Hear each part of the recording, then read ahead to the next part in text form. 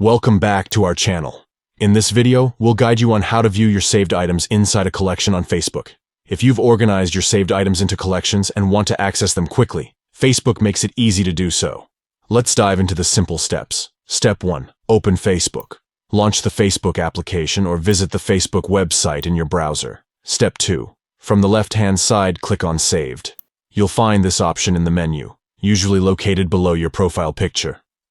Step 3. Click on the collection name.